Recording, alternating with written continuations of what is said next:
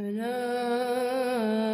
إن أولياء الله لا خوف عليهم ولا هم يحزنون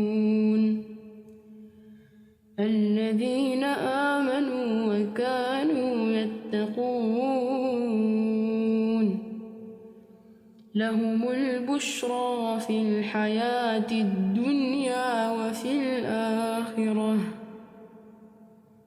لا تبديل لكلمات الله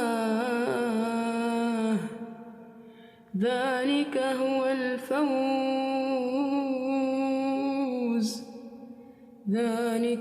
الفوز العظيم.